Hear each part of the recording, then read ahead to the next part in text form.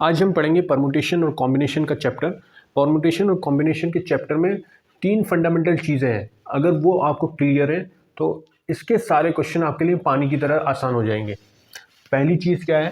पहली चीज़ है आपको फैक्टोरियल का एक्सपेंशन आना चाहिए। फैक्टोरियल के एक्सपेंशन के बारे में आपको पता होना चाहिए।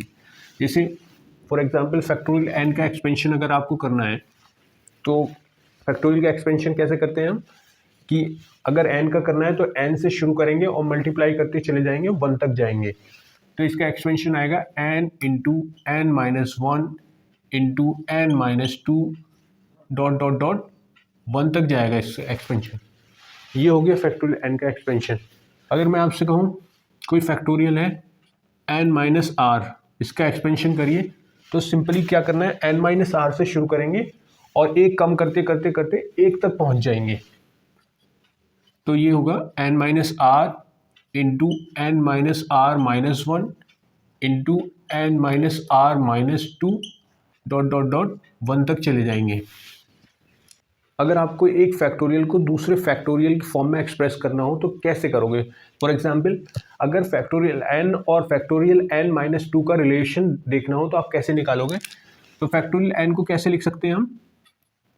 n into n minus one into n minus two into n minus three dot dot dot 1 तक जाएंगे हम। अब आप ध्यान दीजिए, इसमें इस एक्सप्रेशन में ध्यान दीजिए कि यहाँ से n माइनस टू शुरू हो रहा है और ये कहाँ तक जा रहा होगा? n minus two n minus three into n minus four dot dot dot 1 तक जा रहा है। तो ये चीज़ क्या बन जाएगी? n minus two factorial. तो यानी फैक्टोरियल n बराबर हो जाएगा n into n minus one into n minus two factorial.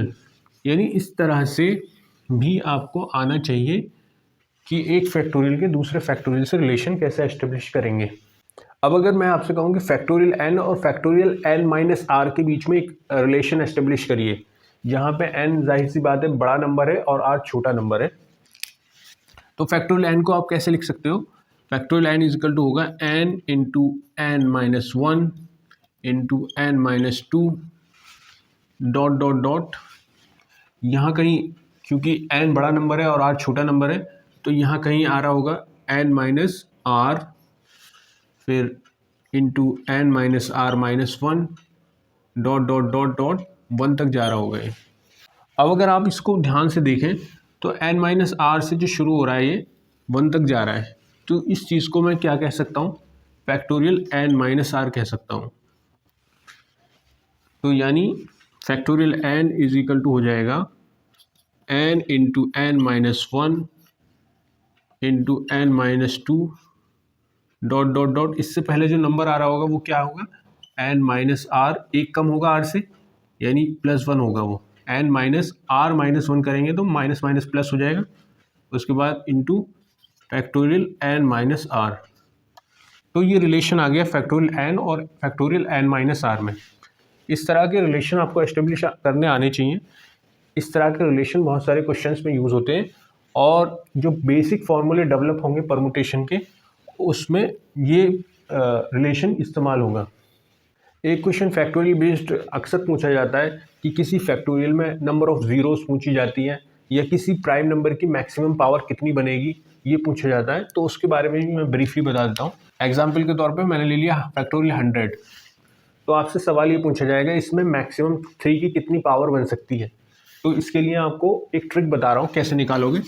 आप 100 उठाइए और उसको 3 से डिवाइड कीजिए, तो यहाँ बनेगा 33। ये 33 बार चली जाएगी, यानी 33 क्या है? क्वोशिएंट है। क्वोशिएंट आपने ले लिया, फिर उसके बाद 33 को फिर से डिवाइड करिए 3 से, तो इस बार क्वोशिएंट आपका आएगा 11।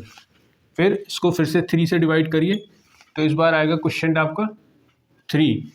फिर इसको फिर से 3 से डिवाइड करिए, इस बार आएगा क्वोशिएंट आपका 1। अब डिवाइड हो नहीं सकता इससे, तो कुल मिला के जितने क्वोशिएंट आए यानी 33, 11, 3, 1, इन सबको ऐड कर दीजिए, तो ये बनेगा 48। तो यानी 100 को अगर हमें लिखना हो 3 की पावर की फॉर्म में तो हम कैसे लिख सकते हैं? 3 की पावर 48 बनेगी इसमें, और बाकी जो भी नंबर होंगे 2, उसकी पावर a, फॉर एग्जांपल कोई भी पावर होगी वो हमने निकाल के पता चलेगी। 4 की पावर b होगी, 5 की पावर c होगी, डॉट डॉट डॉट इस तरह अगर हम लिखना चाहेंगे तो 3 की पावर 48 होगी, ये कन्फर्म है। इसी तरीके से आप बाकी प्राइम नंबर की भी पावर निकाल सकते हो। एक क्वेश्चन अक्सर पूछा जाता है कि कितने नंबर ऑफ जीरोज होंगे इसके एक्सप्रेशन में। तो जीरो बनती है 2 और 5 से मिलकर, 2 इंटू 5 10 बनाता है, तब जीरो आती है। तो 10 के दो फैक्टर होते हैं 2 और 5, 5 बड़ा फैक्टर है। अगर आप इसमें नंबर ऑफ 5 निकाल लो तो आप इनडायरेक्टली नंबर ऑफ जीरोज निकाल लोगे, क्योंकि इसमें नंबर ऑफ 2s 5 से क्या ही गुना ज़्यादा होंगे। तो अगर 5 पता चल गया हमें तो उतने नंबर ऑफ जीरोज हो जाएंगे। तो 5 की पावर कितनी आएगी, जैसे अभी हमने बताया था 3 की पावर निकालने का तरीका, तो बिल्कुल उसी तरीके से निकालना है आपको। 100 को 5 से डिवाइड करिए, क्वेश्चन आएगा इस बार 20, फिर इसको 5 से डिवाइड करिए, क्वेश्चन आएगा इस बार 4। अब फर्दर डिवाइड हो नहीं सकता, बस आपको इन दोनों को ऐड कर देना है, यानी 24 इसमें ज़ीरोज़ होंगी, या मैं कहूँ कितनी मैक्सिमम पावर होगी 5 की इसमें, तो 5 की पावर होगी 24, और 2 की पावर हमेशा 24 से कई गुना ज़्यादा होगी। मान लीजिए एन टाइम है, तो यहाँ नंबर ऑफ़ ज़ीरोज़ 5 की पावर पे डिपेंड करेंगी, तो यहाँ पे नंबर ऑफ़ ज़ीरोज़ 24 होंगी इसके एक्सप्रेशन में। फैक्टोरियल के बारे में बेसिक चीज़ें जानने के बाद अब मैं आपको डेफिनेशन बताने वाला हूँ कि परमुटेशन क्या होता है और कॉम्बिनेशन क्या होता है। परमुटेशन क्या होता है, परमुटेशन को कैसे डिफाइन कर सकते हैं हम। परमुटेशन को दो लफ्ज़ में हम इस तरह से डिफाइन कर सकते हैं, इसको बोलते हैं ऑर्डरली अरेंजमेंट। ऑर्डरली अरेंजमेंट बोलते हैं इसको। यहाँ पे ऑर्डरली जो लफ्ज़ है इसका बहुत इंपॉर्टेंस है। यहाँ पे ऑर्डरली से मुराद ये है कि यहाँ पे ऑर्डर आइटम्स का बहुत सिग्निफिकेंस रखता है। फॉर एग्जाम्पल के तौर पे अगर मेरे पास ए और बी दो आइटम इस तरह से लिखे हुए हैं, अगर मैं इनका ऑर्डर चेंज कर देता हूँ, बी ए कर देता हूँ, तो ये एंटिटी अलग बन जाएगी और ये एंटिटी अलग बन जाएगी, तभी तो ऑर्डर का सिग्निफिकेंस हुआ ना।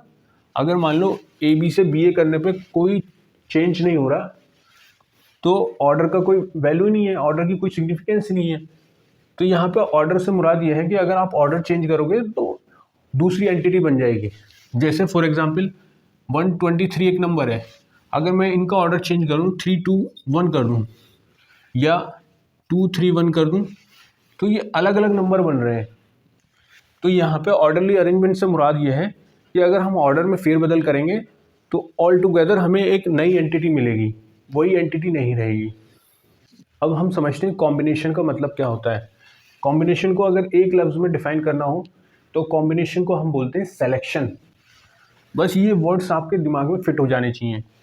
अब मान लीजिए कि मेरे पास 3 डिस्टिंक्ट आइटम है, A B C, 3 distinct item है ये। अगर मैं आपसे कहता हूँ कि दो दो आइटम सेलेक्ट करिए, तो आप कैसे सेलेक्ट कर सकते हो। आप ए बी ले सकते हो, बी सी ले सकते हो और सी ए ले सकते हो। ये क्या हो गया, आपका नंबर ऑफ़ सेलेक्शंस हो गए। अगर आपके पास 3 आइटम दिए हुए हों, अगर आपसे कहा जाए कि इसमें से दो दो के सिलेक्शन करिए, तो आपके पास 3 सिलेक्शंस हो सकते हैं या 3 कॉम्बिनेशंस बन सकते हैं। समझ गए।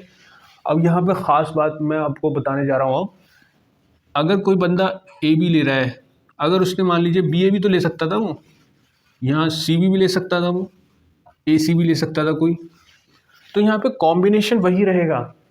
यहाँ पे कॉम्बिनेशन, नंबर ऑफ़ कॉम्बिनेशन वही रहेंगे, यहाँ पे नंबर ऑफ़ कॉम्बिनेशन चेंज नहीं होंगे। मतलब अगर ए बी की जगह बी ए भी हो गया तो कॉम्बिनेशन वही है, और बी सी की जगह सी बी हो गया तो भी कॉम्बिनेशन वही है। यानी अगर 3 डिस्टिंक्ट आइटम है और दो दो के कॉम्बिनेशन बनाने, तो वो मैक्सिमम 3 ही होंगे। तो कॉम्बिनेशन में ऑर्डर कोई वैल्यू नहीं रखता है, लेकिन परमुटेशन में ऑर्डर बहुत सिग्निफिकेंस रखता है। ये आपके दिमाग में बिल्कुल क्लियर होना चाहिए। अभी तक हम इस चैप्टर की 2 बेसिक चीज़ें डिस्कस कर चुके हैं। अब तीसरी जो सबसे कोर चीज़ है इस चैप्टर की, वो है प्रिंसिपल ऑफ काउंटिंग। अगर प्रिंसिपल ऑफ काउंटिंग आ गया आपको, तो आप परमुटेशन कॉम्बिनेशन के सारे सवाल कर लोगे, कोई दिक्कत नहीं होगी। आपको सबसे आसान चैप्टर लगने वाला है ये। प्रिंसिपल ऑफ काउंटिंग के 2 पार्ट्स हैं, एक एडिशन और मल्टीप्लिकेशन। जाहिर सी बात है, काउंटिंग 2 तरीके से होगी, एडिशन या मल्टीप्लिकेशन से। तो एडिशन कब होगा, मल्टीप्लिकेशन कब होगा, मैं आपको बस ये समझा देता हूँ, और ये भी बहुत बेसिक चीज़ें हैं। तो एडिशन कब होगा, जब मान लीजिए एक जॉब है आपके पास ए, इसको आप एम तरीके से कर सकते हो, ठीक है। दूसरी जॉब है बी, उसको एन तरीके से कर सकते हो। इन दोनों जॉब्स को आप सिमल्टेनियसली नहीं कर सकते हो। इसको एम तरीके से कर सकते हो, इसको एन तरीके से कर सकते हो, लेकिन दोनों को सिमल्टेनियसली नहीं कर सकते हो। अब अगर आपसे कहा जाए कि या तो ए जॉब को कर लो या बी जॉब को कर लो, तो कुल कितने तरीके से करोगे? एम प्लस एन आएगा वो, यानी कुल एम प्लस एन तरीके से ए या बी को कर सकते हैं। इसके लिए मैं एग्जांपल ले लेता हूँ। मान लीजिए कि मेरे पास 20 IITs हैं, 20 और 22 NITs हैं। कोई स्टूडेंट है जो तैयारी कर रहा है, तो उसको इंजीनियरिंग में एडमिशन लेना है। तो इंजीनियरिंग में एडमिशन या तो वो IIT, मैं ये मान के चल रहा हूँ कि बस यही कॉलेज है हमारे देश में, तो या तो IIT में एडमिशन लेगा या NIT में एडमिशन लेगा। तो एक साथ ऐसा नहीं हो सकता ना कि IIT में भी एडमिशन ले ले, NIT में भी एडमिशन ले ले। तो वो कितने तरीके से एडमिशन ले सकता है?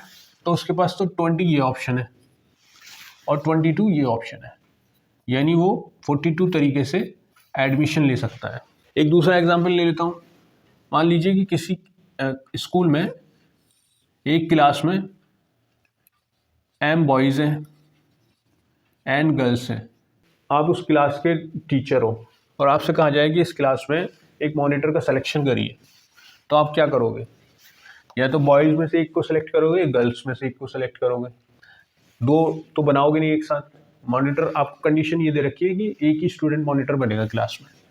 तो आपके पास कुल कितने ऑप्शन है, कुल कितने तरीके हो सकते हैं मॉनिटर बनाने के? M प्लस N तरीके हो सकते हैं। तो इस तरह के केसेस में हम प्रिंसिपल ऑफ एडिशन लगाएंगे।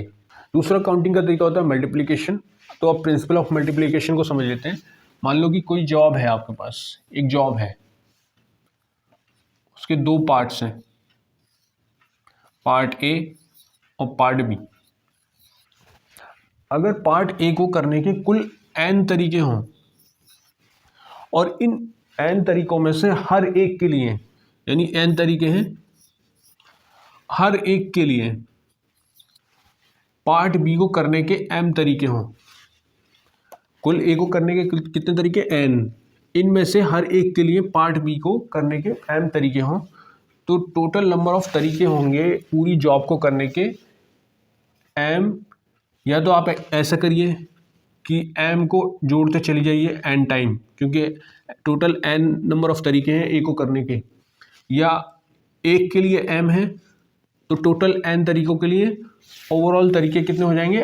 m into n। इसको मैं आपको एग्जाम्पल के थ्रू समझा देता हूँ। मान लीजिए एक लैंडमार्क A है, दूसरा लैंडमार्क B है, तीसरा लैंडमार्क C है। किसी को A से C तक जाना है, तो यहाँ पे 4 रास्ते हैं और B से C तक जाने के 3 रास्ते हैं। तो कुल मिला के A से C एक बंदा कितने तरीके से जा सकता है, कितने रूट्स उसको मिल सकते हैं, वो बताना है हमें। तो A से B आदमी 4 तरीके से जा सकता है। मान लीजिए इस रूट को उसने सेलेक्ट किया और B पे पहुंच गया। अब B पे जब पहुंचा तो उसके पास 3 ऑप्शन है, यानी 3 तरीके से C तक पहुंच सकता है। यानी A से B के हर एक तरीके के लिए B से C के कुल 3 तरीके हैं और A से B तक के कुल 4 तरीके हैं टोटल। तो 4 के लिए कितने हो जाएंगे? 4 इंटू 3।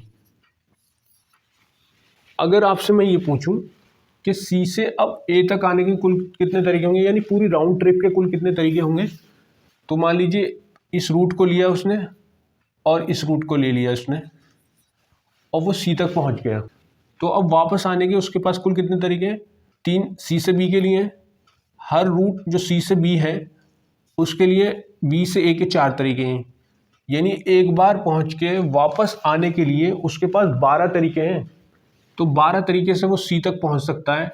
तो कुल मिला के वापस आने के कुल तरीके हो जाएंगे पूरी राउंड ट्रिप के 12 इंटू 12, ना कि 12 प्लस 12 नहीं होगा यहाँ पे, क्योंकि एक बार जब पहुंच गया C तक तो C से A तक आने के लिए उसके पास 12 तरीके हैं।